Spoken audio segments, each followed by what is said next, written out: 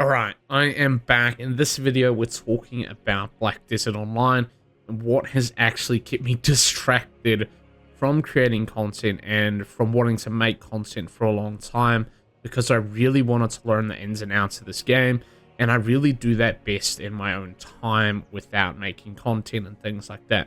Not only that, before this, I just had some difficulty shifting from New World. It took a bit of a mental toll on me, to be honest with you, that I lost that game as I, held it very close. It was pretty much my full-time job for, I believe, a year and a half. So, I really did enjoy that game, but times change, things happen, and you have to find a new home.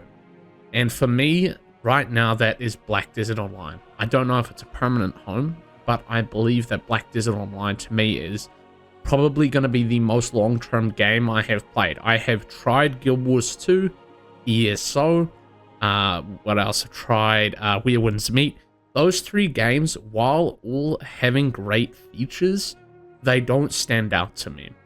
Guild Wars 2 had decent combat, decent world exploration, MMO features that you would expect. The part that Guild Wars 2 actually lacked for me was progression. Since it's a horizontal game, once I had my Ascended gear, which didn't take long to get, which is equivalent to Legendary gear, and I know this is a BDO video and yapping about other games, but I need to give the important context before we go into this review. Guild Wars 2, great game, just didn't stand to me with its, horizontal progression. I needed something to work for, and while you could say Legendaries, once I had Ascended gear for PvP, I was good to go, and I could log in today and be up to date, and I think that's a good thing, especially for casual players, having that opportunity in an MMO space for PvP, especially knowing that you could jump in years later.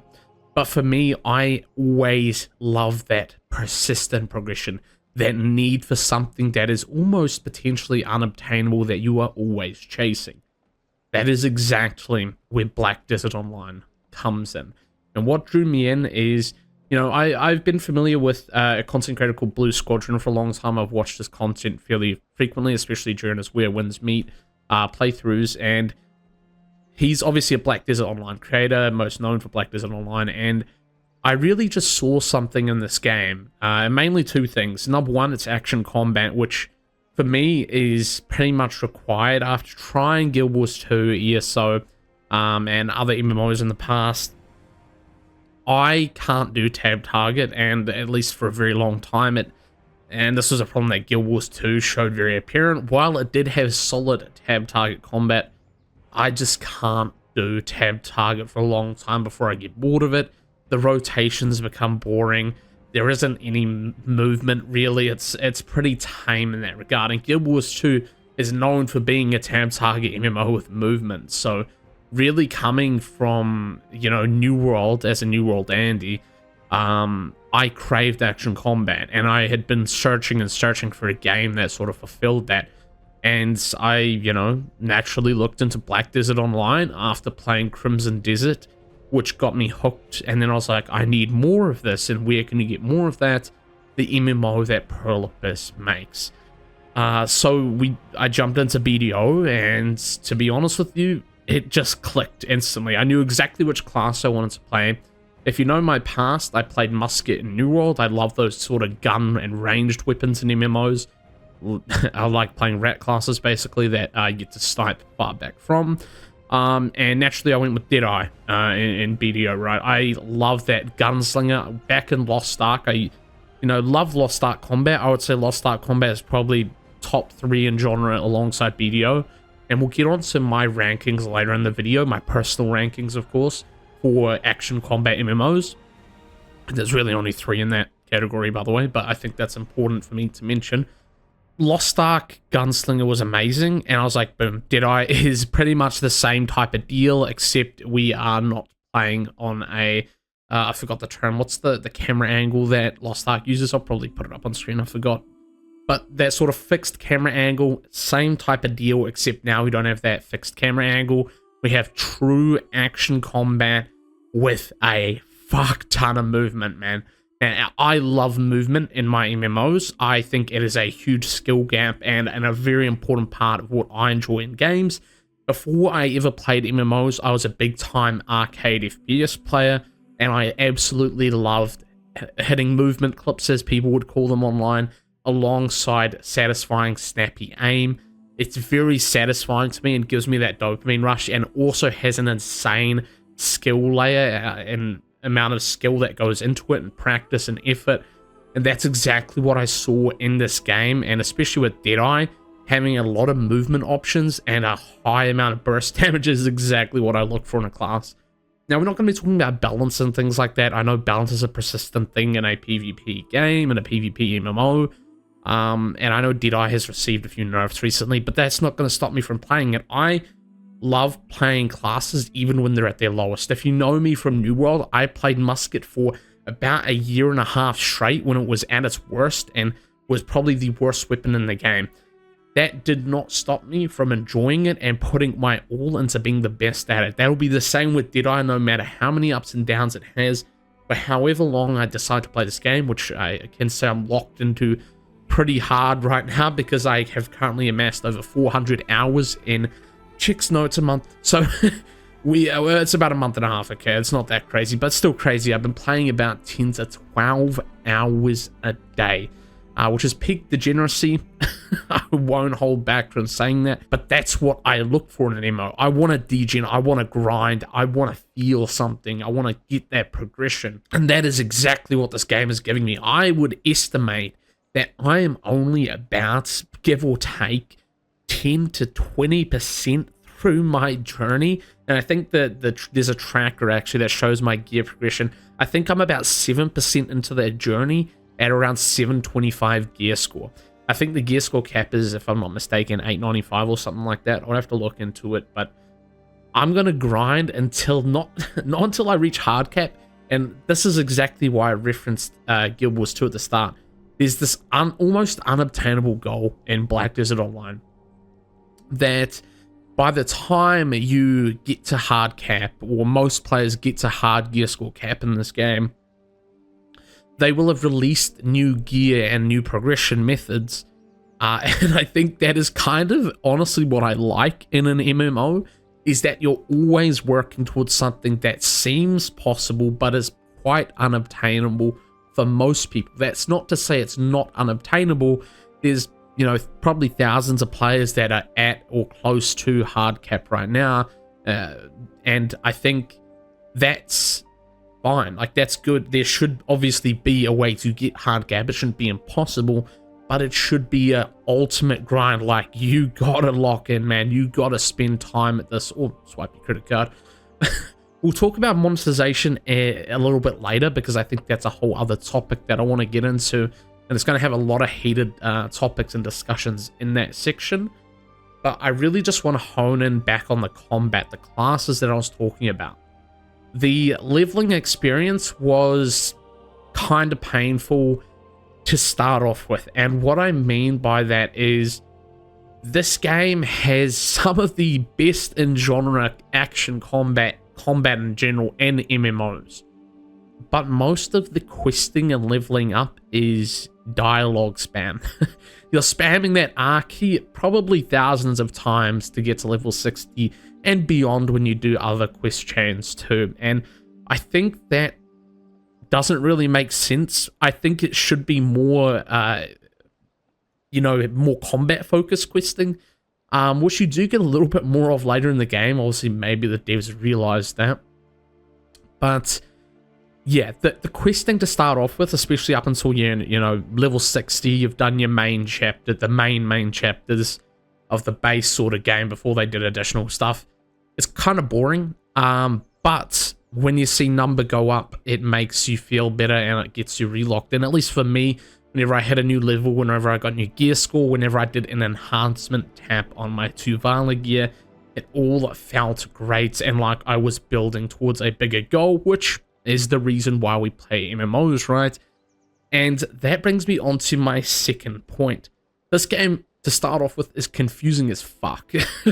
There is a lot going on, and there's so many moving parts. The UI is confusing as fuck, but I want to quickly put the most hot take in right here. I love that it's complex. I love that there's so many systems that I don't understand, so many UI icons that are like, what the fuck is that? Because you want to know what that forces me as a player to do? To look up guides, to go to Twitch chats, and talk to people in the community. MMO's signature identity, signature part of MMOs is community building. And I think the fact that there's so many complex systems and moving pieces that you won't understand unless you get some external hand-holding, guides, or even just tips from other people, whether that be in world chat, whether that be with the in-game guides, the outside guides from YouTube, or even visiting a content creator's Twitch chat. This game has some amazing content creators, by the way. Bicep, Mr. Rampolis, and of course Blue Squadron, who I would say got me into this game. They are all fantastic resources for learning this game. And that is an essential part of an MMO, is having that community help each other out. And that is one of the, I would say, my most hot takes about MMOs, is I don't want that hand-holding bullshit. I want it to be so complex that I need to talk to people, to make friends. And especially when it comes to PvP, a lot of that is important to understand the class, how other classes operate, and how they intertwine. And shit, this sounds deep for a fucking MMO, but it's true. I love that sense of unity, that people helping each other out, and alongside that comes the other side of the coin, the toxic moments, the drama, the politics, and I love that. That's what an MMO is about. The shit talk after an arena or before an arena, the open world PvP, those raw, unfiltered moments that make a game, an MMO, what it is. In my opinion, I don't want any of that hand-holding. I want to do and want to ask questions. I want to learn. And this game does that so fucking well. You know, I don't expect to have things figured out day one. I don't expect to have things figured out in the first month. There's still so many systems I don't understand, and I'm almost at 400 hours, and that's how it should be. This should be a grind, a learning experience. That's what I crave personally from an MMO. If you're someone that loves learning, someone that loves having a goal that's so far ahead, it's a marathon, not a sprint, this game is for you. And on top of that, you have some of the best in genre combat. And holy shit, it sounds like I'm glazing this game, because fucking damn right I will. This is on par for me, if not better, than New World, a game that I held close to me for almost 5 fucking years. That is how good this game is. And at 400 hours, you know, you could say I'm in my honeymoon phase with the game. That's not how I operate. When I get locked into a game and I can see myself playing it for years ahead, I will do so. Guild Wars 2, I was always uncertain, and I still clocked 200 or so hours, 250 hours, I think, to that game within about 2 months. Where Winds Meet, I think I clocked 600 hours in 4 months, but I was still always uncertain on those games long term. BDO, I see something in. I see this idea of where I could be, where I could go. And that is the most important part. I see a fucking path forward. And ever since New World's closure, I've wanted that so closely.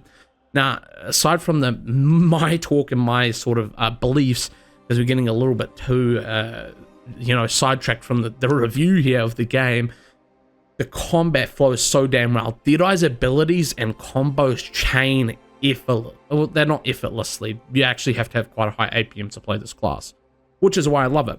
The skill gap is insanely high in this game. And while some things might be easy to pick up, it is extremely hard to master, and you gotta spend hundreds of hours learning and grinding with your class to truly understand the ins and outs, exactly how it should be. For example, with any class in Black Desert Online, you have like statuses like you do in other MMOs, right? So in this game, you've got super armor, which is closest to like tenacity and grit in other games, which are like those keywords for that. Basically, you can't get staggered. You can get grabbed, but you can't get like staggered. And you obviously are a lot tankier. It's called super armor in the name, right? And you have sort of rotations called super armor chains or things like that that will keep you alive, and it's very situational, and you're learning all these ins and outs of your class. For example, you also have forward guard, which means you can't take damage from the front, but you can absolutely get obliterated from the back, right? And that's situational, and it comes into this beautiful dynamic where you're learning where your abilities make the most sense, how you should chain them, and where you should, you know, manage and, you know, be more mindful of the abilities you're casting. And on top of that, you have a fuck ton of movement abilities on pretty much every class. And this game has, like, I think over 30 classes, and I think that's great. There's so many options for classes, and that also just adds so many more layers of learning, because now you're not just learning your class. If you really want to get into this game, you have to learn the other classes, how to counter them, what their abilities are, what are their CCs, what are their grabs, what should I be iframing, because this game has it all. You have stamina management, you know, and that plays a very important part in Deadeye, of course, because a lot of Deadeye's abilities chew through stamina. So I have to have really good stamina management to make sure I'm on top and sustaining properly. And that applies for PvE too. PvE in this game is not just a minds-off experience for the most part. There are some grind zones or points of interest that will, you know, be a little bit more mind-numbing. But what I first thought of Black Desert Online before I even played it was that it was a mind-numbing grind simulator where you spend thousands of hours out of POI. And while that partially might be true, it's also got a whole other element that I didn't know about. And that is mechanics to grind zones. These grind zones where you're grinding out your silver, your trash loot, and your drops, they have this whole other layer of, you know, sometimes you have CC mechanics, one-shot mechanics, and general mechanics that you just have to pay attention to that keep you actively, you know, focused at that grind zone. And I think that is so cool. That's good. You want that. And there's also just so many other things I didn't know this game had. You've got boss rush, which is called the Black Shrine bosses, or boss splits, whatever you want to call it, and that they give great rewards every week. They've got different tiers that give you better rewards, and I think this is just an MMO that has so much hidden in it that was you don't see from the outside. Like a lot of these features I didn't know were in this game until I played it, and I think maybe that's because there's not enough people creating YouTube videos on this game, because it's just got so much and so many good features. The life skilling in this game is brilliant. And I'm someone that came from New World, and I would say, and this might be a hot take, New World has some of the best life skilling in the MMO genre. And I say did have some of the best life skilling in the genre. Because obviously New World's, you know, GG. But I would say this game's life skilling is just as good, man. You've got so many different life skilling. You've got gathering, which includes all of your lumbering, fluid collecting, so you're collecting literally the fluid from trees. You've got hoe gathering, so farming. You've got butchering, tanning, mining. Water scooping is a trade skill with mastery level. You've got processing, of course, so shaking, grinding, chopping, drying, filtering, and heating. And then you've got fishing, which was where the notorious AFK fishing comes from. And I want to talk about AFK fishing as a sort of activity later when it comes to activity. I mean, that it technically is later when it comes to monetization, because I think that plays an important part in that sort of point in that discussion. But we'll get to that later. Then we have hunting, cooking, alchemy, training, trading, farming, sailing, and bartering. And not only that, these like, what, I think I almost see like 20 different life skills all have subsystems in them. So these are just surface level titles for each trade skill that then break down further and have more systems in them. For example, sailing, that's just, you know, one part of sailing. You've got, you know, sea monster hunting, you've got bartering, which is a part of sailing technically, and you've just got all these different systems that you have to manage. You've got manage your rations, upgrade your ship, manage your resources through bartering, and, you know, these systems are so complex. You've got different ships that have different purposes, that take different materials to build that you get from bartering, and it's just this massive progression loop in itself, all on that one trade skill, sailing, or life skill, sailing. And I think that is just so fucking good, man. I haven't played, you know, another MMO, and respectfully to Guild Wars 2 here, Guild Wars 2's life skilling is kind of dog shit in comparison. It pales in comparison to Black Desert Online's life skilling. Now, I will say the one thing is, while the number go up and the complex system in BDO's life skilling is immaculate, it's not as detailed as, like, the actual gathering is in, like, New World, for example, where you hit the tree and you hear the tree fall down. In BDO, when you hit a tree, it's still there. You just get the resources. And I think that's more because it's obviously an older MMO. It came out in, what, 2014, I think? And you have sort of older, you know, server architecture, and, you know, it's probably due to optimizations, if I had to guess. You know, these are like mega servers with like shitload of layers, and you actually be able to see how many layers this game has.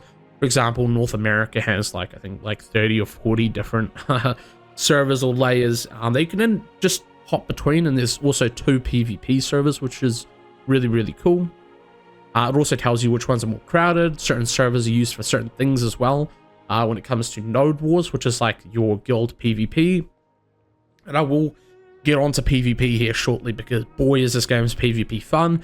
And I want to talk about some of the awesome community experience I've had with PvP through Blue Squadron's PvP Academy, which is a sort of learning experience that Blue set up for people to learn PvP like me. And it's been a great experience in itself, just learning the game and having that connection with other people that are at the same boat as me, talking to veterans that are, you know, more than happy to help us. It's been a great time, and that's exactly what I look for in an MMO, is that community of helping each other out. And that is exactly what I think Blue is doing such a good job of. But also the game does a good job at this as well. Once you hit, I think it's level 60 or 61, you get the Olvia Academy invitation.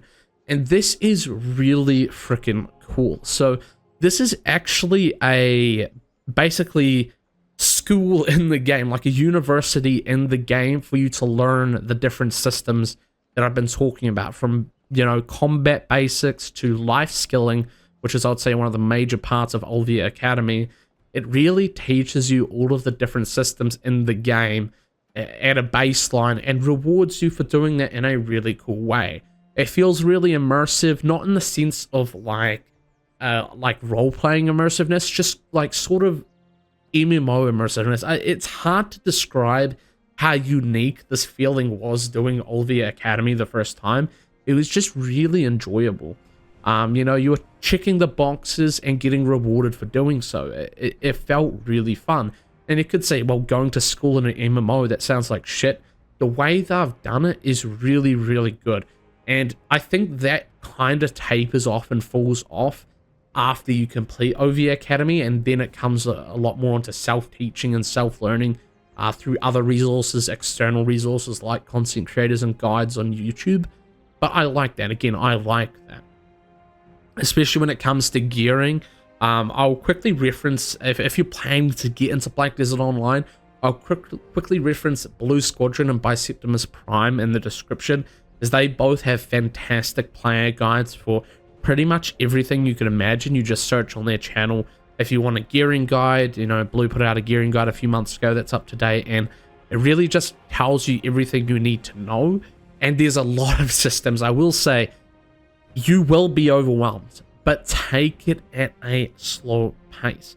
This is a marathon, not a sprint. You're not going to be there in, you know, day one. You're not going to be there in week 1. You're not going to be there in week 3. Fuck, you're not even going to be there in month 3. This is a long-term progression experience, and it's something that you're slowly going to build up and learn more things that contribute to a larger goal. And I think that is fantastic. And I guess with all that said, talking about the sort of basics and the introductory systems to the game, the combat, my class, and the fact there's over 30 different other classes you can trial and then create a character on, I think we can jump onto some more in-depth systems now. And I think that the next point I want to get onto is more talk about PvP. This game's PvP is up there with New World for me. Now, I loved the New World PvP, but obviously I have to move on. New World is no longer going to exist, so I had to find a new craving that would satisfy my PvP needs. That's where Black Desert has thoroughly impressed me. Through the PvP Academy, of course, there is going to be, you know, the discussion of being outgeared in PvP, and you would think, oh, I'm just going to get stomped by veterans. This game has the perfect solution. It has multiple different avenues of PvP, and this is where I actually jump in game live for instead of overlaying clips that I have been doing this whole time, is if we go to Arena of Solaire, this is Premier 3v3 experience. And the best part about this is it's equalized gear. Everyone picks from the same pool of limited gear. You can change out a few things like crystals, but other than that, it is fully equalized. It is a fully enclosed PvP system with ranked play, and I would say is the core of the game's competition, at least from a small scale perspective. And as you can see, I've been very lucky, or maybe I actually did something in my first 2 matches. I actually, you know, have been learning my class a lot, and I think that's paying off doing battle arenas and doing training with the PvP Academy guild that I'm in, reconstructed and dismantled again thanks to Blue.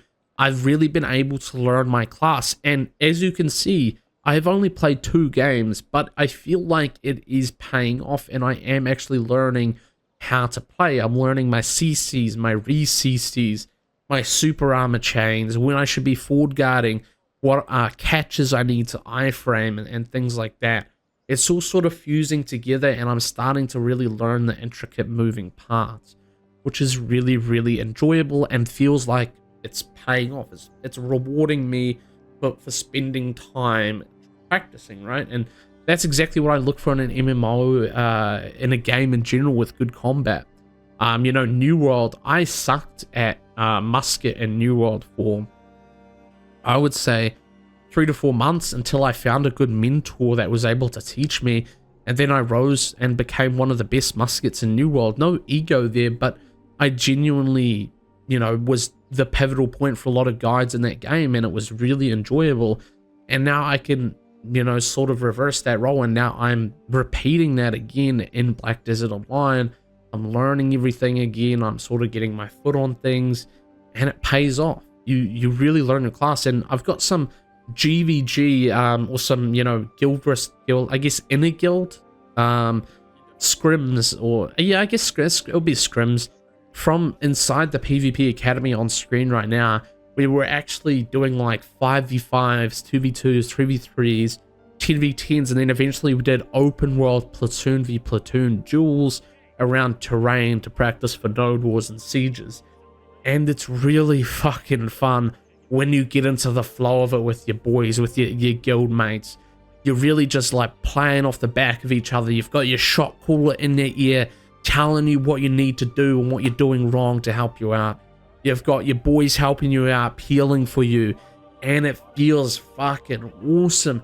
I love open world PvP. I love large scale PvP, but I also do love small scale like 3v3.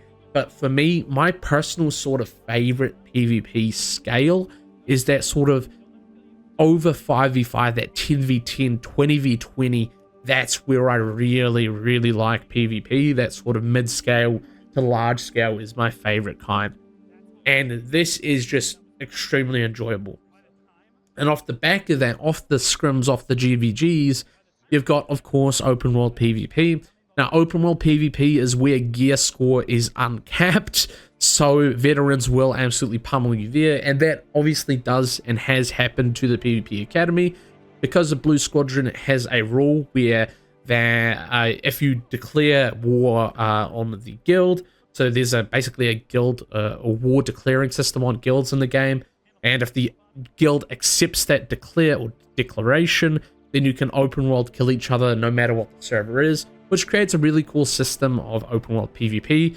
You can even, check the scores. I don't think anyone's declared on us right now, but I could probably pull up a screenshot from somewhere. And you'll see that the KD heavily skews into the side of the veteran guild, right?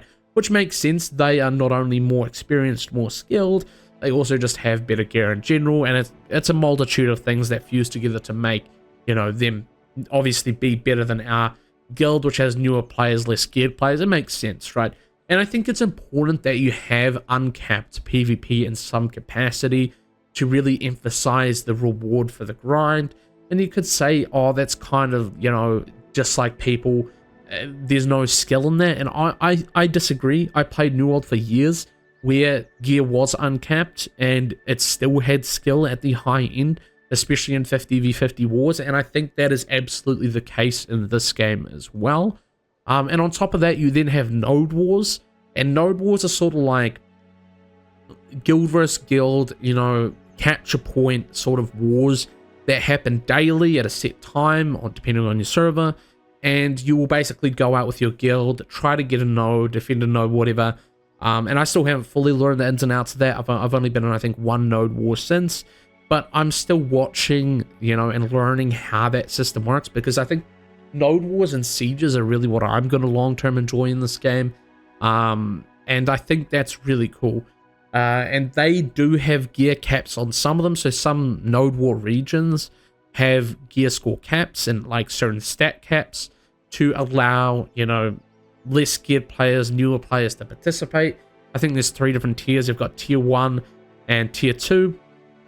Tier 1 cap is pretty much you could hit in a week after being a new player, which is really cool. So you could jump straight into those daily node wars with a newer guild instantly.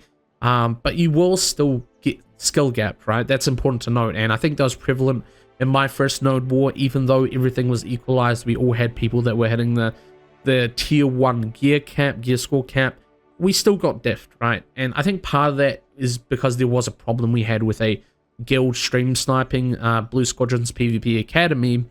But on top of that, it was also just because blatantly we obviously didn't have the skill yet, and that showed through, right? And then you have the tier 2 cap, which is a little bit higher, sort of mid-game caps that you need to meet stat-wise, which I'm pretty much just about to hit this week, which is really fun, so I'm looking forward to that. Tier 2 node wars, which will be a little bit more competitive with, you know, the PvP Academy has been learning. We've been getting a little bit more in check with our skills, especially after doing inner guild GVGs and scrims. You know, we're getting more familiar with that group play, which is really, really fun. And then you have, you know, uncapped node wars, which is where gear does absolutely matter. You know, having the highest gear possible is going to obviously reward you the most there. And then I think you have sieges. I'm not actually too sure about sieges, so I don't want to speak about them too much. Hopefully PvP Academy is going to be getting our first siege soon. But when it comes to sieges, I believe you have capped and uncapped, but I believe the cap is quite high. I'm not entirely sure. But I do know that that is also another avenue of, you know, large-scale PvP that I am looking forward to. You also have RBF, or Red Battlefield, which is kind of like this game's Battlegrounds or BGs. If you've played World of Warcraft or New World Outpost Rush. Same sort of thing. I believe it's 20v20 as well. The problem with Red Battlefield in this game is it is uncapped, but there's also no gear score raise, or like raised gear score. So for example, in New World Outpost Rush or New World Battlegrounds in 20v20, gear was uncapped, right? Like you could have the highest gear score with all your gear and, you know, play BGs right with it. But you would also have people that were on the lower end of gear score have their stuff raised up to not the highest gear score, but maybe like a little bit below it. So it's like maybe 80% equal to a capped gear score player. So you would basically be at maybe a 20% at most difference between the highest geared player. So you would still have an opportunity to get kills and participate in PvP, but you wouldn't get, you know, absolutely gear gapped. You would only get a little bit gear gapped, which is good. That incentivizes you to play and progress. That's important. And obviously you've got Arena of Solea in BDO to accompany for that completely equalized experience. And obviously tier 1, tier 2 node wars as well. But I think RBF could use some improvements, and this is a little bit of a feedback segment here. I love Battlegrounds and MMOs, and I think RBF is a little bit underwhelming in BDO, and that is apparent because it is probably one of the least played modes. For example, we only got RBF when we, as a guild, queued up and, you know, fought each other, which was really fun. But other than that, no one's really playing RBF, and especially true when the ranked Arena of Solaire seasons are on. And I think the way they could incentivize RBF more is raising a minimum gear score cap to, like, let's say 820. So obviously 860, 850 players are still going to have a more enjoyable time, and they're going to get to, you know, pay off with their, you know, gear that they grinded for, which is good. But you should also allow players to compete if it's at a lesser level, just, you know, have a little bit more of a fair chance. And I think what I would do is raise everyone to that 820 gear score in RBF. And that would just mean more people would play it, I think.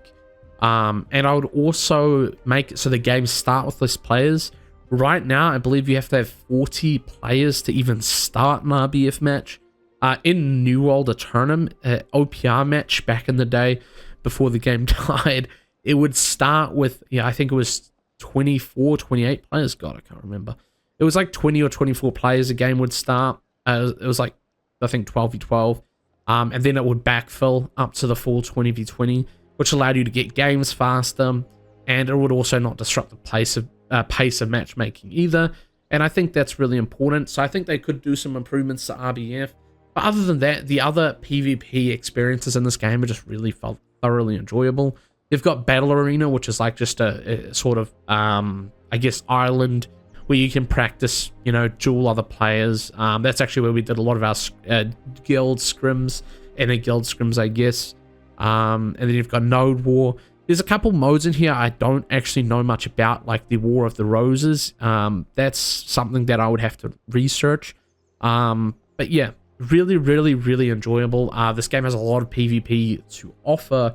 And I think from what I heard is that PvP had died a lot, I think late last year or mid last year, when they removed 2-hour Node Wars. So the Node Wars used to go for, I think, 2 hours, but they reduced it to 1 hour, like around, you know, Q3, Q4 last year, I think, or Q2 last year. And a lot of players quit because they're a lot of PvP veterans, because obviously you're getting your PvP time cut in half. That's not fun. So what happened is, you know, a lot of players quit. But recently, I believe, you know, 2 weeks ago, week and a half ago now, they actually reverted that change again and brought back 2-hour Node Wars. So hopefully we see a resurgence in veterans coming back. And I think alongside Blue Squadron's PvP Academy, which is getting a huge new influx of people like me into PvP, it's really sort of growing that scene. And I think if you're looking for a PvP MMO, this is the perfect time to start in Black Desert Online. There's so many new players like me and other people in the PvP Academy, or even just people in general new starting out the game. It's the perfect time. The game has never been more friendly to new players. I mean, you can look at my gear right now. This is about a month's worth of progression. I already have 2 Tit Sovereign weapons. I'm working towards getting my Sovereign offhand right now that I'm saving silver for. I currently have full Charizards. I've got Kabuas with the Herald Cups. And you might not understand these systems if you're a new player, but if you're a person that's played Black Desert before, or a veteran that's watching this video, you'll see that, yeah, this game is extremely new player friendly, and it's probably the best time ever to get into it. So in that sense, and I also had my gathering gear on there, by the way, so that was kind of a piss poor showcase on my part. So this is actually what I'm working with. So this is about 1 month's worth of progression, right? I think 723 gear score, I think. So I'm 320 AP, 403 defense. The way gear score works in Black Desert Online, if you're ever interested, is you combine your highest AP with your DP, and that's your gear score. So as you can see, I'm 723. We add these two numbers here together. And I believe, again, gear score cap is, I'd have to pull it up and put an image on screen probably, but it's like 895 or something. And the Heidel ball, which is like the sort of announcement and a roadmap stream that they do every year, which is a physical event that they actually host, which is really cool, and I think that's great community building. We'll reveal what's the next sort of plans for the game, and they apparently give out a lot of rewards and cron stones at those events. If you don't know what cron stones are, they're basically an essential item for enhancing your gear. And I also quickly want to speak on that side of progression. Again, we're sort of jumping all over the place, but I don't like doing these videos and scripts. When I get an idea about a game that comes to my head, I just want to, you know, speak about that, because that's obviously the most important point at the time of me speaking and looking at something. So I quickly want to talk about enhancing here in a quick segment. So when it comes to enhancing, I always, before I had played Black Desert Online, I thought it was really bad. It was really, you know, predatory, especially with monetization, which I think will be the next segment we cover, where you would have items break. I always heard about, you know, these pin items breaking and all this terrible, your gear breaking, and you're spending thousands of dollars, and that sounded really bad, right? But when you actually get into the game and you understand how it works, while it is a grind, and while it very clearly is a monetized to a degree system, which I will talk about, is it's not that bad. Your gear doesn't break. Maybe it used to, and this could be where someone corrects me, but in the current game, your gear doesn't break unless you're a fucking idiot, basically. You use these cron stones, which are an item to basically protect your enhancement level. So you can see for gear that normally drops level on failure, this has a 100% chance to prevent item level drop, which is basically one of the main sort of in-game currencies that you're grinding for or jumping onto and now swiping for. So I guess we can get on to a little bit of the monetization angle in Black Desert Online. I'll open up the Pearl shop. It even makes a little cha-ching for you. The shop first off instantly bombards you with, I would say, pay-to-win options. Now, I'm not going to bullshit it. I'm not going to sugarcoat it. This game is pay-to-win as fuck, right? There is pay-to-win elements, but what this game does really well is if you want to catch up and be, you know, at the highest gear score, you can do that purely free-to-play. This game has very few caps until you get to Adania, which I haven't got to yet, which is like the in-game region, which has weekly quests, which not even a pay-to-win player can skip, by the way.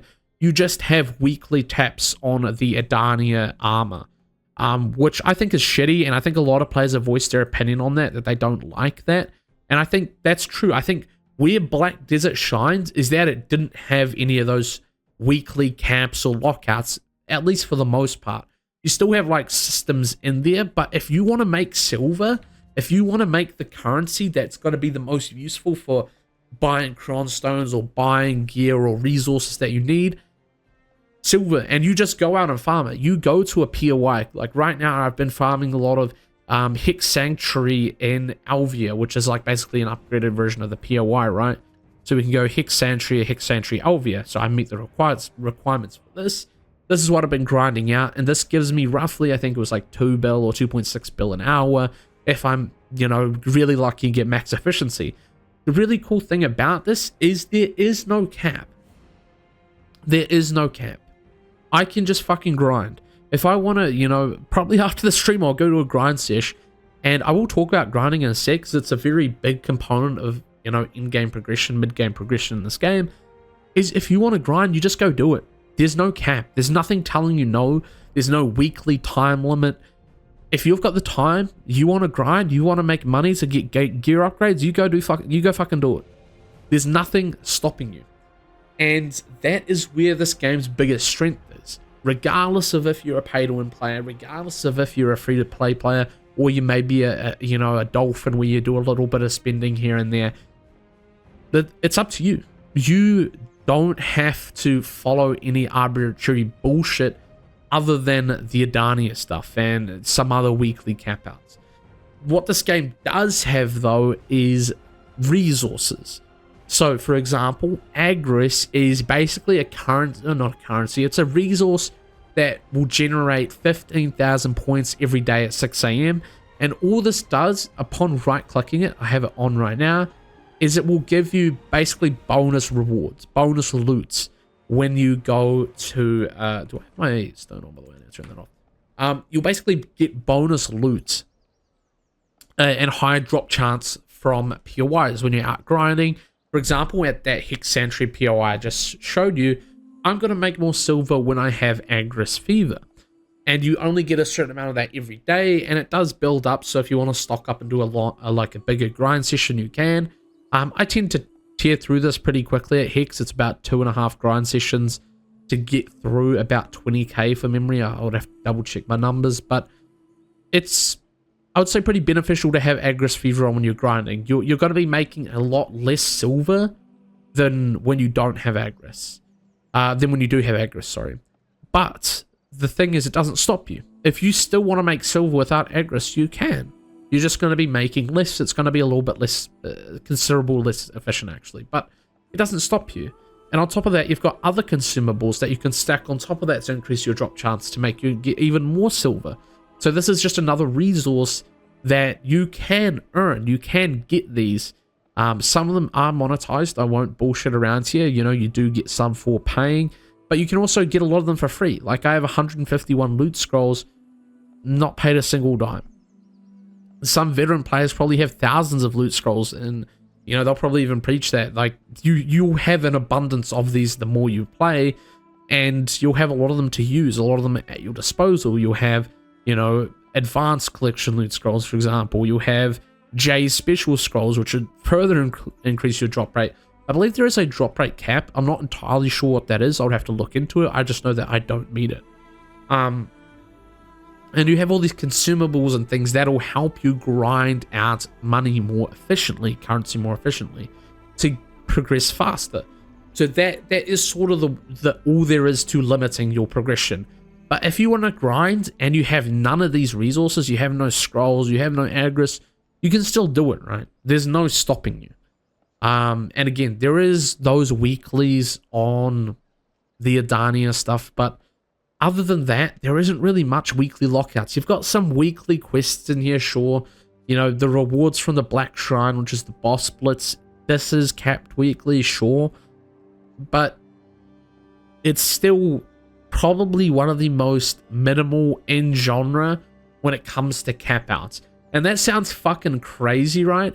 But as someone that's played Guild Wars 2, where there's far more caps than I would like, as someone that's played New World, where there's also a lot of, or was a lot of caps, Lost Ark especially was one of the worst offenders when it comes to dailies and weeklies. That game pretty much died because of its dailies and weekly system. Fucking Una's tasks, am I right?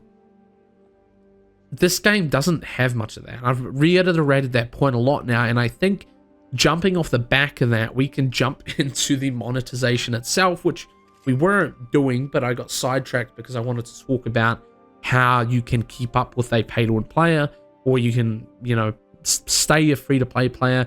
You can spend a little bit. It's entirely up to you.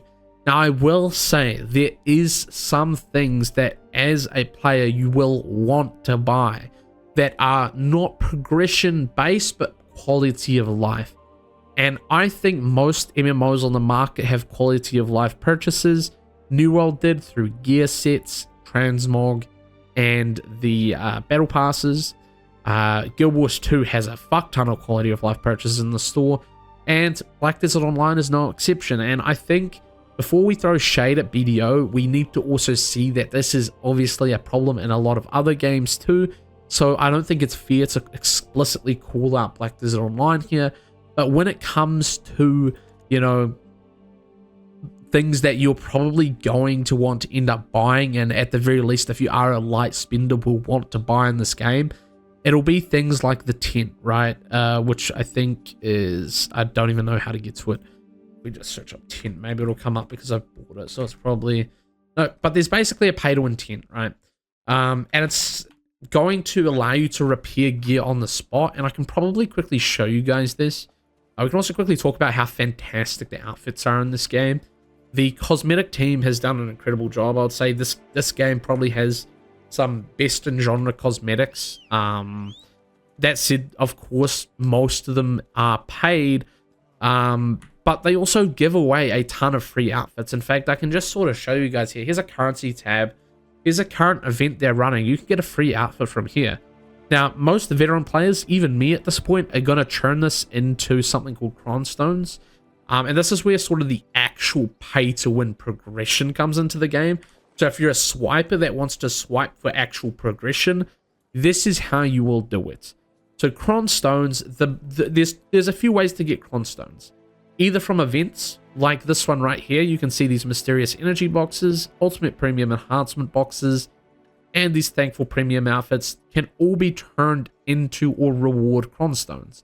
The second way, because we're right here, is you can buy Cronstones from vendor Cronstones, which are quite expensive, more expensive than the outfit way. So 3 million for one Cronstone. To put this into perspective, it's going to take roughly, I think, an in-game tap is around 1,500 to 2.5k Cronstones per tap, and it's around, 20 to 50 hits per an item, for example. So, it's around, let's say, give or take, 5 to 10 billion silver per tap, right? So it's going to get expensive in game. You're going to be doing a lot of grinding, and yeah. So vendor Cronstones are the most expensive way to get Cronstones, but it's also probably the most free-to-play friendly method outside of the events, which have been rewarding a lot of Cronstones recently. I would say right now I have 8,000 Cronstones, so I'm kind of low. At the high end, especially after graduating OVA Academy, they give you a lot of Cronstones. So out of here, I believe I came out with 50k Cronstones. They gave away a lot. To put it in perspective, 50,000 Cronstones is give or take $300 to $400 real world dollars. So it's quite a good deal how much Cronstones they give you for free. Can we set up our tent here? We can. Awesome. Yep. So this is the pay to win tent. It's going to allow you to repair your gear on the spot. Now you can get a free tent that will allow you to do the same thing, but it will break and you'll have to buy a new anvil with silver from towns, from NPCs. But the pay to win tent, this one here, it is basically infinite. It is what it is. It also allows you to buy buffs on the spot, which you will be popping a lot at grind zones. So this one will give you like all AP, which is gear score, you accuracy, damage reduction, HP, XP. You've also got the loot scrolls. So this is another consumable you can stack with all of your other scrolls with your Aorus. And that's going to give you even more drop rate. So these are things that you will stack, right? So we'll remote click that, and that's really cool, really nice quality of life there. And again, that is probably one of the more pay-to-win features that you probably might want to opt to pay for. The nice thing is, especially if you pick up the game for the first time, they're going to hand you a few coupons. I believe one of them is a 30% coupon. The tent itself is very expensive. I believe, you can see, yeah, this is pretty grim, isn't it? This is capped at, okay, it only shows the last 30 days, let's see. Again, I wish there was a way where I could see the tent in the shop. There probably is, but the tent's like, I think 4,000 or 5,000 pearls or something. It's quite expensive. That translates to around $50 for the tent. But if you use that 30% discount coupon that you get given for being a new player, then you should instantly use that on the tent. On anything you plan to buy, use it on the tent. 30% off the tent, that is a steal.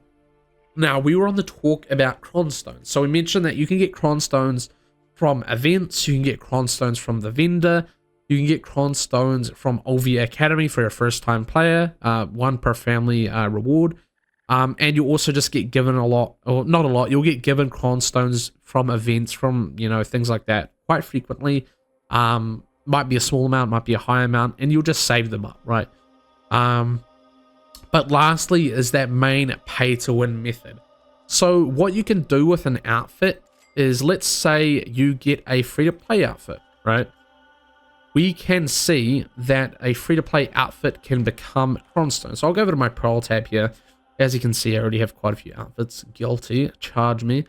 You can see that in purple text, you can extract 116 Valkyrie or 348 Cronstone.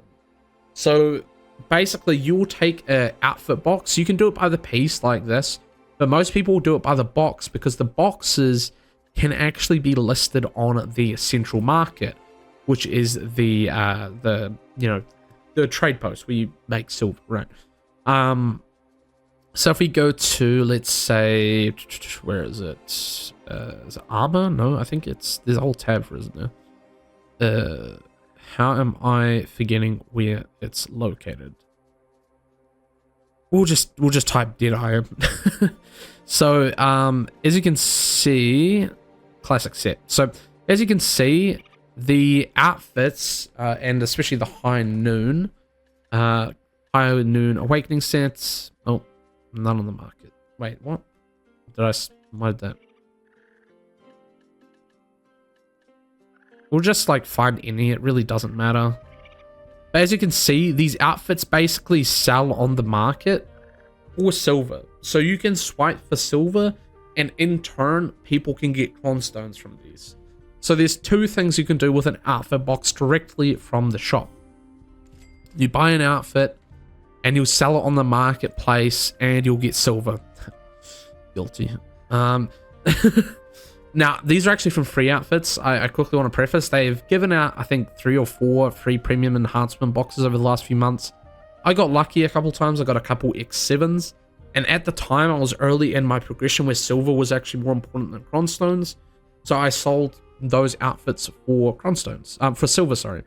And, that was, 11 times 2. I think it's like 2 bill for a set. So I got around 14 or 20 bill silver. 22 bill silver, I think, roughly. Which was a huge progression jump that I got for free through events. Again, I got those outfit boxes through events. And whenever you get a free outfit box, it's usually only from a few options. Which is, if you're a new player and want an outfit, that's great. If you're a veteran player, 99% of the time, you're turning those outfit boxes either into crons or silver. If you're an in-game player, which is roughly where I'm actually at right now too, I'm still mid-game, but I'm actually looking more for cronstones now rather than silver. So you will take the outfit, instead of taking it to the marketplace, you will simply extract the cronstones from it. So as you can see, these individual pieces extract for cronstones. You can also just extract the entire box without breaking it down into the outfit pieces, and it will just give you, I think it's like 897 or 893 cronstones off the top of my head for an outfit set, typically. That's how many cronstones you'll get from it. So yeah, I mean, it's, I would say it's pretty predatory. I'm not gonna say it's not. But the nice thing is, you as a free to play or occasional pay to win player, where you spend maybe $20 here and there over a month. You put maybe $100 or $200 a month into the game, which I think is like a light spender. I think that's what most people probably do when it comes to MMOs. Even in New World, where you actually had no direct pay to win, I would say I spent probably $100, $150 a month on, transmog tokens and things in that game and dies. So it's no real different from me doing it here, except I'm just getting maybe a little bit more use out of it. It goes a little bit further. And of course, it's pay to win. It's pay to win. It's blatantly pay to win. But I want to bring up this point. What MMO isn't pay to win? I reckon Guild Wars 2 is pay to win, and you'll probably say how. It's got a lot of quality of life things in the shop. I could probably create a whole image on screen of every single pay to win item in Guild Wars 2. You can also convert the gems in Guild Wars 2 straight into actual gold, which is used on the marketplace, and you can straight up buy a legendary piece of gear in Guild Wars 2. Albeit legendary gear in Guild Wars 2 is the same as ascended gear, you can straight up swipe for gold in Guild Wars 2. Just like you can in BDO. It's just a different process. Instead of selling an outfit, you're converting the raw premium currency in Guild Wars 2 straight into gold at a conversion rate based on the market's current rates. Same goes for New World. Hey, you're probably thinking New World had no pay to win. That's not true. New World absolutely had pay to win. It just wasn't official. In fact, RMT was so rampant in New World, I don't think it would have made a difference either way if it was official or not. The amount of people that bought gold in New World at an in-game level, I would say is probably 1 in 2 people. No bullshit. I would say it's probably even higher than that. I would say 90 to 70% of people in New World Eternum that played PvP swiped for gold through RMT. Now, when it comes to other MMOs, they are just as pay to win. World of Warcraft, it's pay to win. You can turn your WoW token in and sell it for, you know, the market currency, and the player in return will get, you know, game time or subscription time. Every single MMO, official or not, is pay to win as fuck. And I'm sick of hearing, you know, Black Desert Online is this massively pay to win MMO. So is every other fucking MMO in the genre. A player is going to figure out how to monetize it, official or not. We just need to pick the good ones and stick with it and enjoy it. It is what it is. Yeah, it fucking sucks. But is there a solution? No. There will never be a solution to RMT or developers adding monetization or anything like that. If you completely disable player-to-player trading and you have no pay to win in your game, it's still pay to win because people will just do boosting services instead, where they will grind out hours on your account or get you a piece of loot while you don't have to do it. There is pay to win in every single MMO in some shape or form, and while others stick out like a sore thumb and get more hate than others, every MMO has it. Okay? And you probably, you know, some people might say their MMO doesn't. I'll find a way to prove that it does. Okay? So, Black Desert Online, while it is predatory as fuck, while it is pay to win as fuck, so what? What can we do about it? We just have to enjoy the game for what it is, and for what it is, I think that Black Desert Online is a fucking fantastic MMO. If you're looking for best in genre combat, fantastic live skilling, decent, kind of shitty questing, I'm gonna keep it a buck again, the questing isn't that great, because they don't have much combat in the questing, which is the highlight of the game. There's more dialogue spaced out over a 2-hour period with maybe 5 minutes of combat. Like, it doesn't really make sense. You know, other than that, again, best in genre combat, if you love PvP, you'll love this game.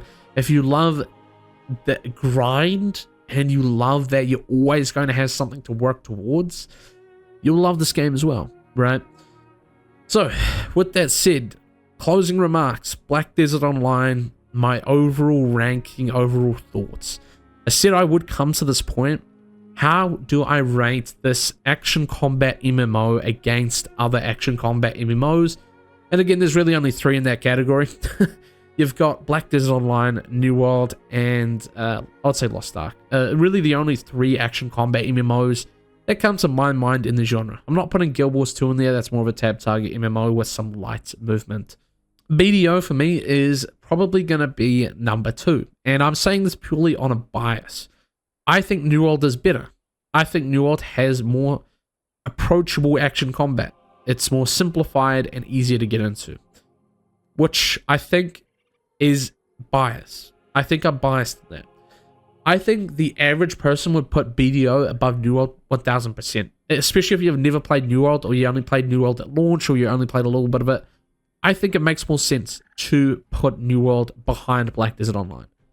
I am biased to New World because I've been playing it or had played it for 5 years, but technically speaking, BDO is now number 1. And you're probably thinking how? Because, well, New World is fucking dead. That shit is getting shut off in January next year. So, yeah. BDO is technically the best in genre action combat. Then I would say Lost Ark, but Lost Ark's probably got the same fate as New World, if I'm going to be honest with you.